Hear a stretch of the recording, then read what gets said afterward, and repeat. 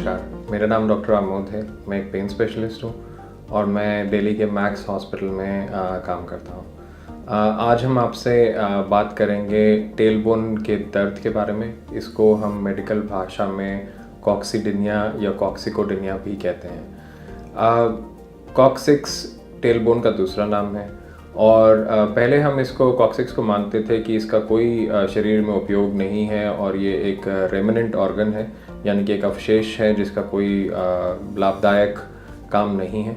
लेकिन जैसे जैसे हमारी जानकारी बढ़ी है, हमें पता चला है कि ये बहुत सारे मसल्स और लिगामेंट्स को अटैचमेंट देता है और बैठने में भी इसका काम आता है। तो इससे पहले कि हम कॉक्सिक्स के दर्द के बारे में और बात करें, ज़रूरी है इसके बारे में समझ लें कि ये है कहाँ पे और इससे उठने वाला दर्द कैसे होगा।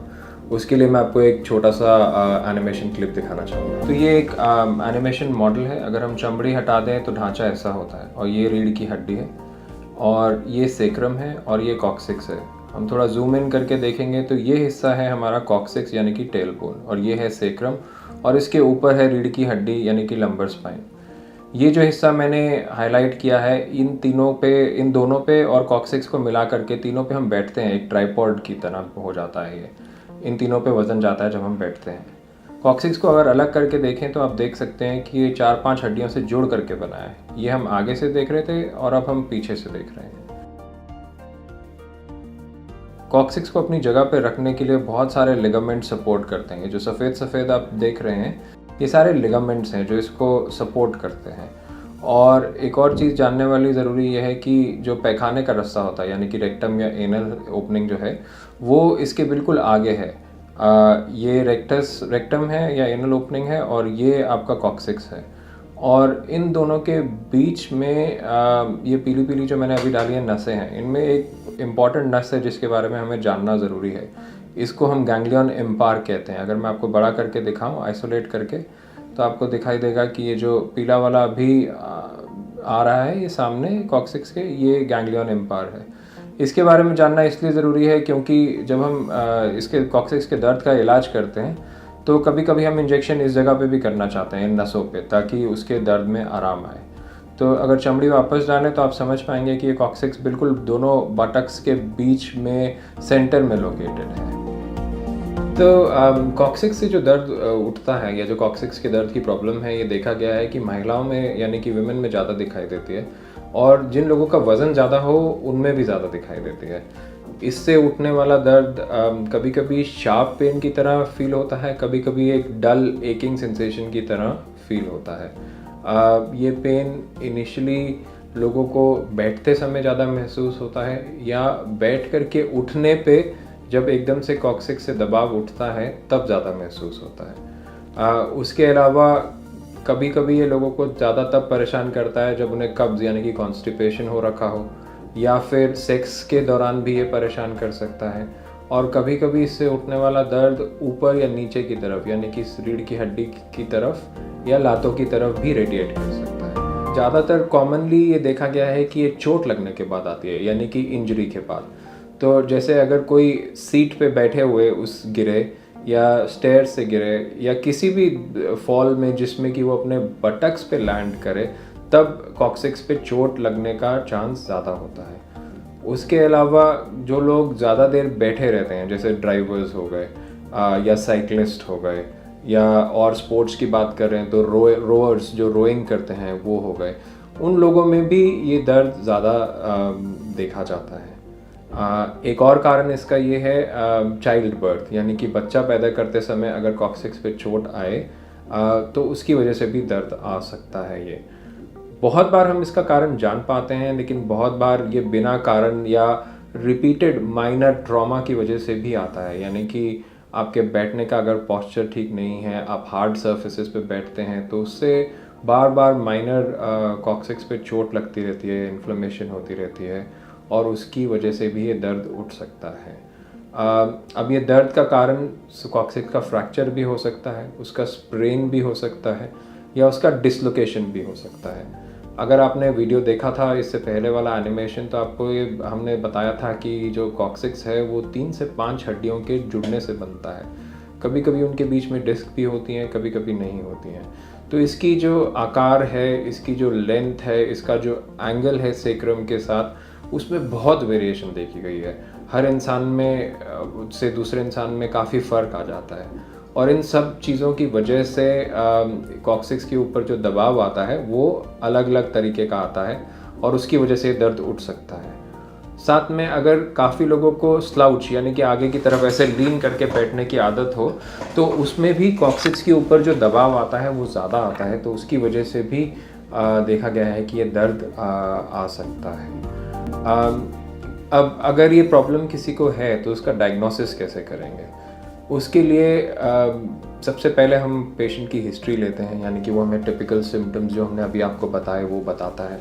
उसके अलावा उनका एग्जामिनेशन करके देखते हैं कि एक्चुअली ये दर्द है कहाँ पे, कॉक्सिक्स में ही है, बीच में है, साइड में है, कहीं और कारण तो नहीं है इसका। उसके बाद हम थोड़ी जांच करा के देखना चाहते हैं, जैसे कि एक्सरे या एमआरआई या सीटी स्कैन।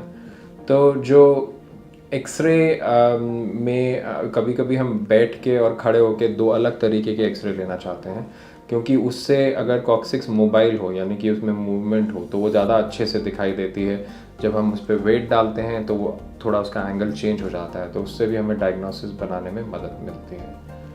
कभी कभी हम उसके लिए सीटी स्कैन या एमआरआई भी करवाते हैं, जिससे हमें डायग्नोसिस कंफर्म करने की में मदद मिलती है।